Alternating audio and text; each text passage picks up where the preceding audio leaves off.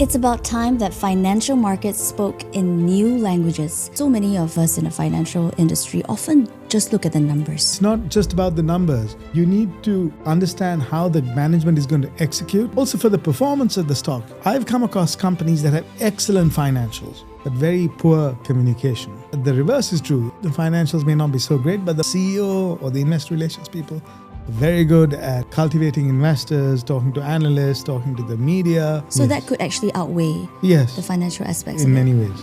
The weightage should be higher. Interesting. A company's financial health is not directly correlated to the stock price. That's correct. You could be a very sound company but have a very poor stock price, and vice versa. Eventually it might even out. You can't be performing very well with very poor financials, but the correlation is more complex than people ascribe it. Okay, let's go.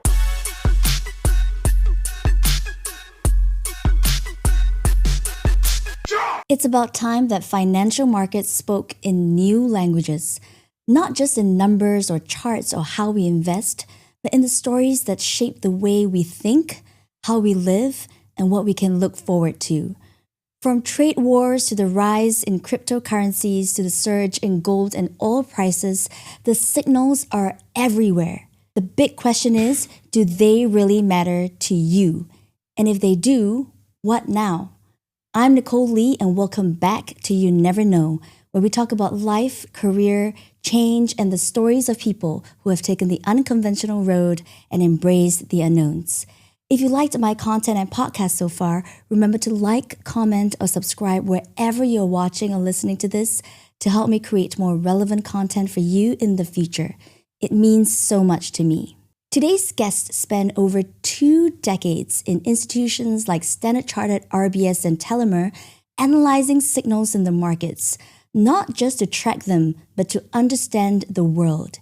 He's currently the head of consumer and internet at Aletheia Capital, one of Asia Pacific's top independent investment research firms, and is also the author of the book, Investing in the COVID Era. In today's conversation, we're going to talk about everything from trade tariffs to Singapore as a stablecoin hub to how gold and oil prices are being reflected in the equities market and how you can make better decisions about which digital wealth platform to invest through. It is my absolute pleasure to welcome Nirgunan Tiruchelvam to You Never Know. Welcome to the show, Nirgunan. Thank you, Nicole. Great to have you here. Absolutely. So when I met you the last time and you kindly handed me your book, the book that you wrote, and when I read it, honestly, it made me smile. Okay. It was very well written and it has a lightheartedness to it. So when I read it, a few things struck out to me. One, it was funny in a good way. All right. And two, you wanted to show people that investing could be told in stories. Yes. And that resonated a lot with me because it is exactly what I want to do with the podcast and my business as well, right? Nirgunan, I'm going to read off the first line of your book, actually. Sure. And it leads me to my first question. Yes. So in the first line of your introduction, you actually said, equity analysts play the same role as movie critics. We recommend stocks for fund managers just as critics guide cinema goers. Our views help direct investment. So Nirgunan, how do your views help direct investment, and what has your journey actually taught you about how to deliver that in a very optimal way? Basically, our task is to be the conduit between the fund managers on the one hand and the companies on the other. Mm-hmm. So the analogy of movie critics is very apt because, let's say Superman, is it worth your while to spend your time and money to go and watch that movie? How do you figure out whether it's worthwhile for you to take the time? You need to read the reviews. And in many ways, we are doing the same thing because we are basically telling people whether Grab is a good stock or not, whether Thai beverages or Singtel are worthy of people's money. Yeah. No, I love that analogy, and that's why I completely resonated with it. The other thing that struck me when I was reading the introduction was you realize that instead of coming from your head, you had to come from your heart. Yes. In terms of how you deliver stories. Tell us more about that because I completely resonate with that. Yes. So for example, one of the stories that I highlighted in the book was about the rise of air conditioning in Asia. Lee Kuan Yew, as you probably have heard, was asked what the greatest invention of the 20th century was. Most people expected him to say the computer chip or the PC or the photocopier. He said the greatest thing that happened in the 20th century was air conditioning.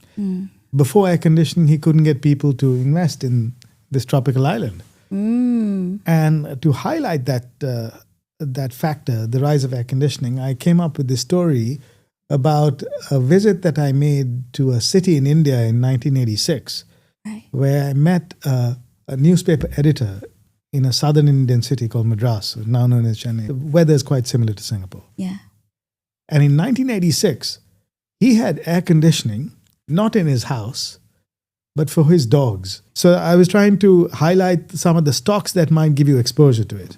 I love that because it helps people connect to what's happening on an everyday basis. Yes. And that you have found as well worked for you in terms of the views of your stocks and the recommendations that you have. Yes. Right.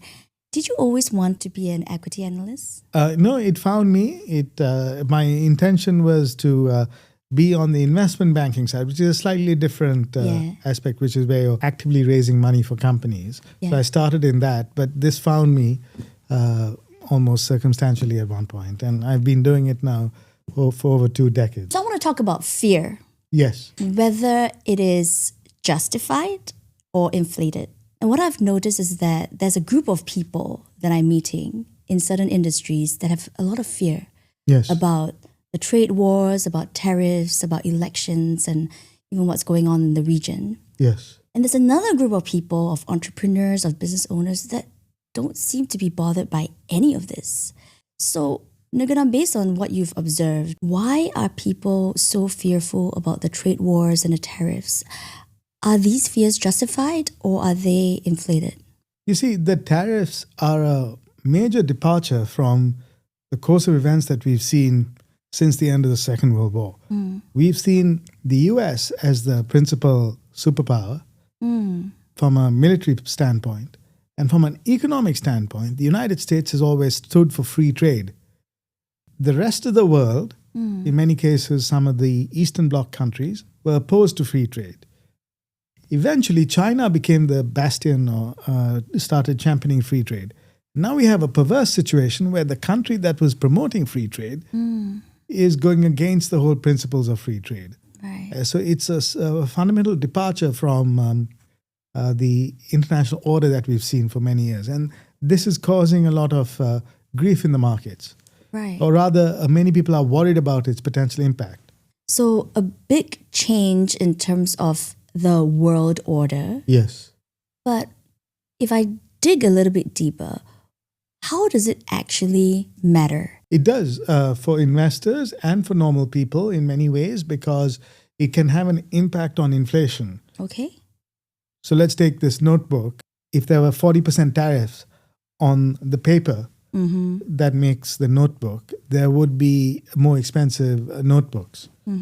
Take this glass, if wherever you import it from, if there's a tariff on that glass, then it becomes more expensive for the end user, and that causes an impact on the economy.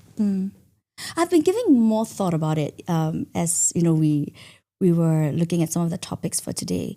So we know that the tariffs are inevitable, and it often depends on who's in charge in the United States.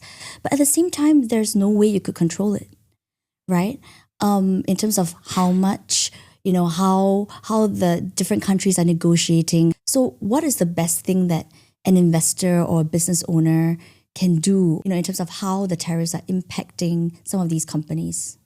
Well, I can tell you from an investor's perspective, the best way to handle this whole issue is to be diversified. So you need to spread out your investments between equities, bonds, commodities, gold, so to be as diversified as possible. And a company needs to adopt a similar approach. When you say a company needs to adopt a similar approach, do you mean that they should also diversify their sources of revenues as well? Yes, that's correct.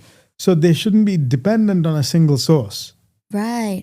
So when you analyze some of these companies, because you're selecting some of the best companies for people to buy in, whether in a certain country or a sector like consumer or internet, what are some of the drivers or factors that you are looking at to actually make an assessment of whether this is a good company to invest in?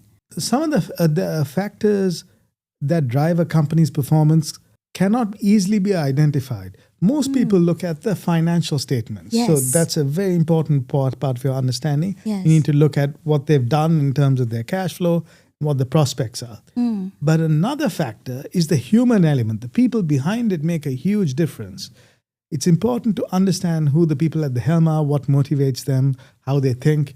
And I try to spend as much time as possible with the management to get a grip on that. I love that point. And I think I was trying to get to that because, so many of us in the financial industry often just look at the numbers and the charts. And oftentimes we're kind of obsessed, right, with what Bloomberg is saying and all the data and when it's 2% up, 0.5% down.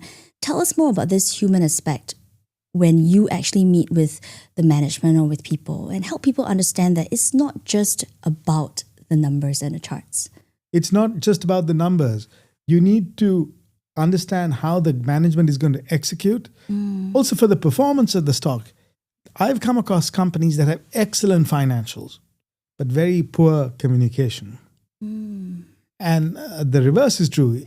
The financials may not be so great, but the CEO or the investor relations people are very good at cultivating investors, talking to analysts, talking to the media, and being user-friendly. Would those aspects matter more than the financial aspects of a company? It's all about the communication. Interesting. So Yes. that could actually outweigh Yes, the financial aspects in of many it, ways. right? I would say the weightage should be higher.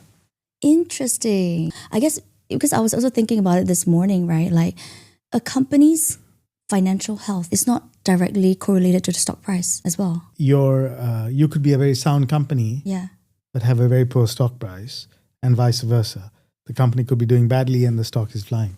Right. Eventually, it might even out. You can't be performing very well with the very poor financials, but the correlation is more complex than people ascribe it.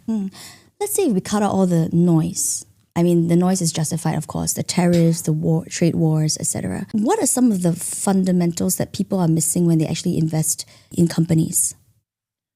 Well, one of the fundamentals they miss is that a company needs to be able to distinguish itself from others to impress investors. What is the secret sauce that makes that company better than the rest? And that needs to be identified quite clearly. And communicate it clearly too. That's correct. Another thing that came to my mind this morning, actually, as I was reflecting, is given the dynamic situations in politics, in the economics as well, Yes.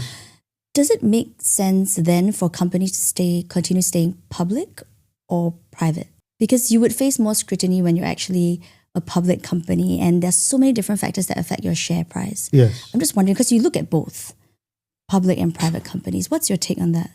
Today, it's possible for a company to stay private for much longer because there's so much money right now in private equity and in private sources of funding, which means that a company like the company that owns TikTok, it's called ByteDance. It's one of the largest, if not the largest, private companies in the world with a valuation of, some say, $250 billion. They don't need to go public in a hurry. Yeah. Because they have enough money and they're generating so much cash internally. So the number of listed companies has actually contracted in the US. And it certainly has contracted here in Singapore. And it means that the stock market is no longer the only avenue for these people to raise money. There are other places they can go, the private markets being prominent among them. Yeah. I love that observation and that trend. And in fact, for companies that are listed right now, is there also food for thought to actually, potentially go private? Given that, there's a lot of other things, regulatory things to deal with, especially in this environment where you're trying to stay afloat rather than keep growing, you know what I mean? Yes. In Singapore, we've seen more privatizations than listings over the last few years. The ratio is maybe 5-1.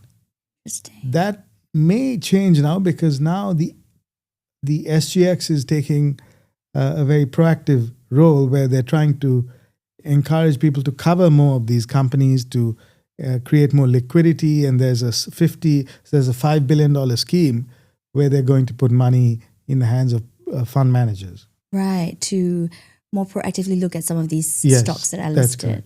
Right, to encourage people to list. Yes. Yeah, but at the end of the day, I guess, as a business owner, there are many other factors, right, to consider rather than just listing. And I do think as well, and correct me if I'm wrong, there's a lot more pressure and a lot more factors to look at aside to just running a business when your stock is listed. That's correct. Right?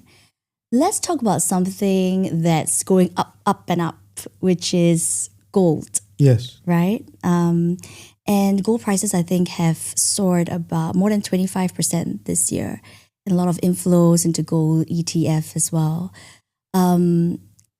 What is your view of gold, and especially from a stock market perspective? There's some interesting things about gold right now, which is that gold has often been the source where people go to, or the target of investors during times of uncertainty, when there's debasement of the currency, when there's been monetary expansion, when people are worried, they tend to go to gold. But the gold trade is a little bit more complicated at the moment because there is a new kid in town, namely crypto. So gold and crypto are the two principal alternative assets that people are chasing. To answer your question on gold, you should also look at the dichotomy between the stock market and the gold price. There are many stocks now that are trading at a discount to the gold on their shelves. So, for example, some of the jewelers here in Singapore and Hong Kong are listed on the stock market. If you were to value the gold in the shop, that gold is worth more than the company. It may be an opportunity for investors to accumulate wealth, not by buying the gold on their shelves, but buying the stock price. I think that's quite interesting. Two things that came to my mind is the fact that you grouped together cryptocurrencies with gold. Yes. Are you mainly referring more to Bitcoin? Bitcoin, yes. Right? Why do you do that? So Bitcoin is one of the most traded cryptocurrencies. It's done exceptionally well. Similar to what I was talking to you about gold, but in a different dynamic, which is that people find shell companies on the stock market, inject Bitcoin onto it, and then the stock, let's say the value of the Bitcoin is $10 million. Yeah. The stock rises up to $20 million and beyond because they think that the value of that Bitcoin is going to go up. Right. Right. So that's the level of enthusiasm that you have in the Bitcoin field. Right. I guess it's a mix of seeing it as an alternative, yes, safe haven. I know not everybody agrees, but seen as an alternative like gold. Yes. And also part of it is newness, right? Yes. It's newness and momentum as well. Let's talk about gold equities, because you said that instead of just buying the gold, which has gone up quite a lot, that there is actually more value now in buying the stocks. Yes. Why don't more people buy the gold-related equities like jewelry then? Maybe they're just chasing the gold per se rather than the stock market exposure to gold, or going after the gold mining companies. Tell us more about the gold mining companies, because not many people know about that. So there are gold mining companies listed in Australia, in Canada, in the US, in Africa in some cases. The way to value these gold companies is fairly complicated because some of them are not even producing gold at the moment, but you need to value it on the basis of the forward expectations of gold prices. Yeah. So the correlation between the gold price and the gold producing mines is a little bit complicated. So if you want to get exposure to gold, possibly the best way to get exposure to it is to buy the physical commodity, you see. Right. And because of where valuations are at right now, yes, there could be more value in buying the related equities yes, than the gold itself. But at the same time, I can also see that there are other factors that yes, affect equity prices, and it might not be as direct as well. That's correct. That's correct. Let's talk about oil, because oil prices have gone up Yes. in view of the geopolitical tensions. Is that story on the equity side for oil similar to that of gold? Yes. The issue with oil is that the commodity cycle is very long drawn out. Over the last decade, certainly for the last 11 years, there's been huge underinvestment in commodity resources, in commodity production, whether it's oil, gas, even the agricultural commodities, because we've been in a bear market. Until the Russian invasion of Ukraine, oil wasn't going nowhere. The geopolitical tensions that you've talked about have come about at a time where there's overlaps with chronic underinvestment. And that's created a perfect storm where we may be moving into the next commodity super cycle where commodities are at an elevated price on an extended basis. Right. When you say elevated, is it justified? Yes. Or because of what's happening? It could be justified. The world is moving to a situation where not only is there underinvestment, but the tariffs could cause dislocation in the supply chain, you see. So instead of buying oil, what is your view, since you cover the stock markets as well, what is your view on oil-related equities? The view on the oil-related equities is that these are oil exploration stocks or the oil majors. They generally are correlated with the oil price. Right. Investors trade them more as a proxy for the commodities as opposed to investing in the companies themselves. Right. You need to pay attention to the fundamentals of the company as well, because it's possible for a oil producing company, for an oil major perhaps, or an oil exploration company to do badly in a bull market. Interesting. By going long or by taking wrong positions, mismanagement, leverage. So the situation is a bit more complex. For oil versus gold equities. That's correct. There's so many details to look at when you actually invest in companies as well, Nicole. right? Yes. And I think that's also why there has to be a lot of discernment. Yes. And it's not as if, just because gold is going up or oil is going up, that you just buy the entire sector or you invest broadly in so many different companies, because there requires a lot of attention to how the companies are doing and how they're being managed as well. That's correct. Let's talk about another commodity that many of us love. I love coffee. Okay. One thing that caught my attention about what you wrote recently is that despite Singapore being one of the most expensive cities in the world, that it has actually one of the cheapest coffee prices relative to income. That's correct. You would have heard the complaint about the cost of living in Singapore. You would have seen the headlines where people have written, Singapore is the most expensive city in the world. Yes. Whoever has done those surveys has never been to a kopitiam, which is that you can get a basic coffee, kopi O, for 90 Singapore cents, which is about 70 US cents. And that would imply that given the income per capita of Singapore is about maybe $90,000, the average person can buy about maybe 120,000 cups of coffee per year. In no other country in the world is the gap between the basic coffee price and the average income in the country as wide as it is in Singapore. Right. Let's say if outside of the kopitiam, which is the coffee shops, if you go to a cafe and you get a nice cup of coffee, it's about 6, sometimes 7, 8 Singapore dollars for a nice cup of Western style brewed coffee, right? Yes. But I guess you were referring to the local coffee at the kopitiam, right? That's right. Right. So then how does it actually relate to coffee stocks? Because I think you also mentioned that there is some value as well in coffee related stocks. So the great thing that Starbucks did was that they created this user experience where a company out of Seattle became a global brand, where they created a safe area for people to meet, socialize, have refreshments. And though they sold coffee, when they pitched the company and in their brochures, they never actually talk about the coffee. It's about the environment, the ambiance. What you're buying is the experience of going to Starbucks. Yes. There are now regional equivalents of Starbucks that are listed on the stock markets of Asia, even here in Singapore. Yeah. There's one called Kim Lee. Yeah. And then there's Indonesian stock, which is had recently IPO'd in Jakarta. Right. So there are local equivalents of the Starbucks phenomenon Right. taking place in Asia, where they have. There's another one called Luckin Coffee, Right. Yes. where they have gone one step further than Starbucks, Yeah. which is that you can personalize your coffee. Yeah. You can eliminate the barista. You can order online. You can do things in Asian flavors, Right. slightly cheaper than the Starbucks Yeah. experience. So that's the great attraction.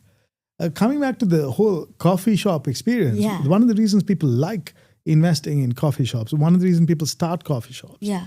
is that coffee is habit forming.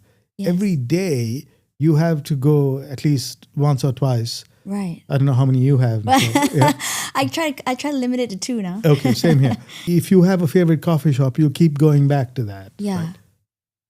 No, it's like a recurring income, Yes. recurring revenue, right? Yes. But don't you find that there's a lot of competition now? Because I see so many new players Everywhere you coming look, in. there's a new coffee shop. Yeah. The question is, they see there's a very high return on investment in a coffee shop. Yeah. There is the prospect of regular income, and people are trying to play up on the change in consumer taste. You'll Right. probably be wondering, how is it in a country where you can get Kopio for 90 cents, people are willing to spend $7? Yes. Yeah. It's all about the environment. Right. Based on what you see in the coffee landscape, Yes. what players that actually do well, what's their edge? I think the edge is partly the coffee, Okay. but there are other things which maintain their distinction. One is the environment. Do they like sitting there? Okay. The quality of the baristas. Okay. The turnaround time, because there's usually a lead time of say 5 to 10 minutes between your order and receiving it. Right. So since we're talking about coffee and Singapore, Yes. Singapore being one of the most expensive cities in the world, Yes. let's talk about Singapore's stock market. Sure. Is Singapore's stock market one of the most expensive in the world or in the region as well? Actually, there appears to be great value in this market. Over the last decade, Singapore has delivered 80% return, Oh, wow. which makes it one of the best performers in Southeast Asia. Okay. But 80% of that return, so the total return of a stock or a stock market is Yeah. derived by 2 factors: the capital gain, the degree to which the stock goes up, and also the dividend yield. 80% of the 80% is because of the dividends. And Singapore has been a silent winner. People keep complaining, whinging about this being a moribund market, but there's more life in it than people give it respect. And having said that, there still continues to be value here, because even after all that, you have a dividend yield of 5%, which is competitive by international standards. Plus, the Singapore dollar seems to be appreciating. I think it's very interesting to hear that, because I remember when I was back in UBS as well, a lot of the clients are often, saying that, oh, it's such a boring market, it's very Yes. low volatility. But at the same time, I've also realized like boring does not mean it's bad. No. And an exciting equity market may not mean it's good for That's you too. correct. So why is it that in particular the Singapore equity market or companies in that market are giving such high dividends? It's because the cost of capital here is quite cheap. It's a market which is fairly advanced, so the companies are not required to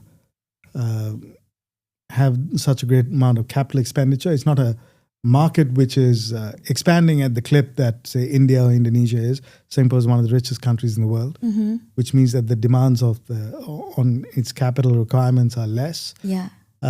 Then the other factor is that the investors in this market tend to benchmark a stock with the dividend yield, because we are very REIT oriented over here, Yeah. banks oriented, and these are banks and REITs do pay out dividends. Right. It's just the nature of That's right. Also, there are a whole bunch of companies here yeah. which are Temasek linked. which provide basic services. Yeah. And their competitive environment is fairly benign. Right. And these are high dividend payers, like Singapore Post, Singapore Telecom, Right. StarHub. Yeah. If I'm an investor who is more risk averse, Yes. right? I don't want to take too much risk, and I want a decent paying, dividend yield, then actually this is a stock market that is often underlooked Yes. in terms of getting recurring dividend yields and, Sure. and income. You mentioned earlier India, which caught my attention because I know there have been a lot of attention on the India stock market Yes. as well, given how much it has risen. What is your take on India? Because, in the past, a lot of people fear going into the India stock market. And now everybody's like, India, India, India. What's your take on that? India is on the cusp of massive economic growth. It has some of the similarities that China had between, say, 2000 and 2008, perhaps, or even longer, where there's been a huge investment in infrastructure. Plus, there is a large number of people who are entering the consuming classes. You've heard about the rise of the middle classes. Yeah. But what people don't realize is that there are the vast majority of people in these emerging economies like China, India, or Indonesia, actually below the middle class. Right. And they've just entered what's called the consuming class. Right. And the companies that would do well in a market like India are not the ones who are selling Lamborghinis or selling items that are targeted to the middle classes like expensive shopping or groceries, but people who are selling basic products. So if you're a company that's producing, say, toothpaste or shampoo, and you price the shampoo and sell it in small sachets, you would be able to do really well in a market like India, which is now having a GDP per capita of 2,900, which means that the average income level is less than $9 a day, you see. Right. So it's not just about buying the entire market outright. No, it's also about being selective. I'm just trying to identify the best way for people to latch on to the growth in those countries. Yeah. No, I think it's fascinating and also important for people to realize that even though a lot of the headline news is like, a lot of positive news about a certain country, yes, that you actually have to know which parts or which segments of the stock market yes, actually gives you the most value and upside, and not sure, just blindly buying, yes, the entire thing, because that's where you can get burnt, right? Yes. With broad market swings. Let's stay with Singapore and talk about cryptocurrencies, particularly stablecoins. When we last met you had mentioned as well that you believed that Singapore could be a very important and prominent stablecoin hub. Yes. Now, before we get to that, help us understand, what are stablecoins, and are stablecoins cryptocurrencies? No, not necessarily. So stablecoins are basically the digital representation of money. So rather than you using normal fiat currency, the stablecoin provides a conduit for the connection between conventional money and the digital world. So you can move money in a digital format. It's a bit like the money market fund. Okay. The stable coin is basically the representative of that money. Right. The crypto is somewhat different. So in a sense, the asset classes are mutually exclusive. Interesting. So digital currencies. Yes. And oftentimes these stable coins are backed by actually proper reserves. That's correct. As well. So why do you think that Singapore might be a prominent stablecoin hub, and why does it matter? Singapore stole a march over the rest of the world by having stablecoin regulation, where before even the Genius Act, which was passed last month, Singapore has an advanced sense of regulation for this asset class, and that gives investors a lot of comfort in the stablecoin operators out here. Right. So regulatory progress and clarity. Yes. But why does it matter to investors or people in the region and in the world to have a hub that is supportive and clear on stablecoin governance? It makes it more transparent because over the last, say, 13, 14 years with this crypto boom, we've had instances where there's been disappointing regulations leading to scams and scandals, most notably the FTX issue. At the end of the day, this revolution in crypto and stablecoins is a regulatory issue as well. Yeah. So if you have strong regulations, you can protect the investor. Do you see, let's say, a Singapore stablecoin potentially not replacing the Singapore dollar, but how would it coexist with? You can't have one without the other. One is the representative of the other, the derivative of the other. I'm just trying to get to how the region would actually benefit from having a Singapore stablecoin versus, say, just using the Singapore dollar or US dollar, for example. Because it'll remove the friction out of transaction. So today, if I want to send money to Indonesia, it means that you have to do a telegraphic transfer, which can take 2 or 3 days. Yeah. And there's even if you're sending $200, the cost could be $60. With stable coins, that whole transfer situation becomes more transparent and efficient, you see. Because the underlying technology, blockchain technology allows for that as well. Right, okay. So I see in terms of the convenience and the efficiency in terms of cross-border transactions and payments. Yes. Okay, I think that's very interesting. So let's now talk about something that I feel very, in Singapore and in Asia, very fortunate to have, is the rise of digital wealth platforms. I've noticed as well, I think you've noticed so many different digital wealth managers coming on board, right? Endowers, Stashaway, Chocolate Finance, Syfe, etc. So even as a normal investor, how do you even select which digital wealth platform to invest through? Because there's so many. How do you know which one to trust? And I know you look at some of them as well. So that's right. Yeah. The great advantage about the digital wealth managers in Singapore are that it's backed by world-class regulation. And they're basically enabling people to make investments without going through the physical branches or make savings without going into a physical branch. So let's take a company like Chocolate Finance, which has been in the news. It's a company that provides saving mechanisms for people who are happy to use an app. Everybody has some spare cash running around. And this provides a slightly better returns than what you would get in a conventional fixed deposit with a lot less friction, meaning that you could take the money in and out without bearing a penalty. Yeah. Yeah. So one is less friction, but then two would be giving people more access to these platforms. So there's so many out there. Yes. How does one choose? It's all to do with your needs. They're not perfectly comparable with each other. In other words, Chocolate Finance is for savers, Endowers is for people who are looking for investment products, and so is iFast. Each one has a little nuance, so I would urge people to read the nitty-gritty and look out for them on the basis of their individual needs. Right.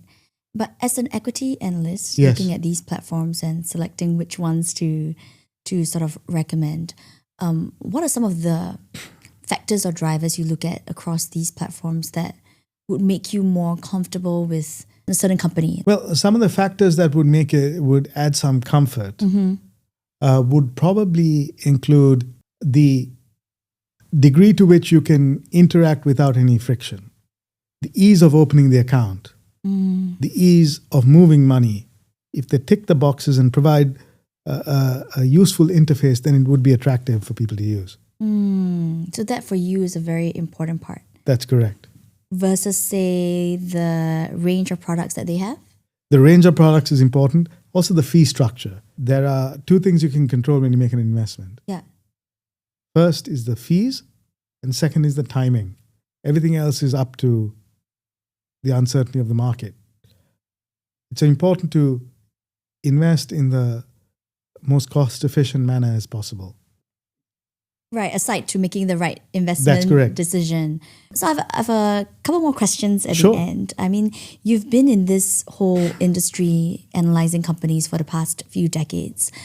What do you see across different sectors as is the secret sauce to having sustainable, successful companies?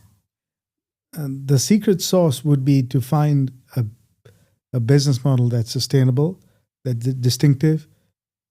From a financial standpoint, you need to be cash flow generative, cash flow positive to keep you going. And you need to have sound and secure management practices and a management that's very communicative with the stakeholders and the people inside. What is one advice you could give to equity investors today? I would tell them to be diversified, nimble, and focus on low costs. You can control the timing and the costs. The timing you control by just being disciplined in your investing and investing a regular amount every month. Right. But you should also pay attention to the costs. Right. The cost of investing. So unit trusts are typically a cheaper form of investment, but there's an even cheaper form of investment, which are the ETFs. The costs are super low. So that's been a great, that's been a phenomenal a boon for many savers and investors around the world. They said there have been two great innovations in finance since the Second World War. Okay. One of them is the ATM, which is now rapidly going out of business because people don't use cash. Yes. But before there was an ATM, I'm old enough to remember, you actually had to go into a bank and fill out a form and collect cash from a teller. Second are ETFs. Because that's lowered the cost of investing. Interesting. What is your view then of investing in ETFs versus someone trying to stock pick and select, their ETFs are a great thing. It's diversified in many cases. Right. It's low cost. It doesn't require you to pick any strategy. So for a normal lay person, yes, the cheapest, most cost-efficient way to invest in a market is actually through ETFs rather than trying to spend so much time like a fund manager understanding each detail about each company in each country in each stock market. That's correct. To actually build your own portfolio. Absolutely. You cover consumer and internet and also in Asia, commodities, stocks as well. What do you see are the biggest challenges today and opportunities as well? The challenges are that you actually have so much information at the moment. It's like drinking from a hose pipe. Yeah. So investors are inundated with information and people like ourselves coming up with opinions. Yeah. So you need to be selective on how you're going to deal with that. That's a challenge. The opportunity is that, conversely, it's now possible for people, for a small investor, for a retail investor to get service from the investment committee, which his predecessors could never have got. I mean, there was a time where you actually couldn't even get the PDF presentation of a company. Now it's freely available online. Right. How do you suggest investors become more selective in the information that they consume? They need to be discerning, disciplined, and figure out what they're good at. And figure out what they're not good at. If they're not good at stock picking, maybe something like a diversified ETF strategy would work. Yeah, and I would say choose the people that you want to follow. Yes. Follow the right people who know how to discern information as well. Yes. Yeah. Any final words you want to tell the audience today? I can tell the audience, just hang in there. Hang in there. Yes. Thank you very much. It's been a great pleasure. It's been an honor coming on your show, and all the very best to you for this podcast and beyond. Thank you so much, Nirgunan. Lots of insights today. Thank you so much. Thanks, Nicole.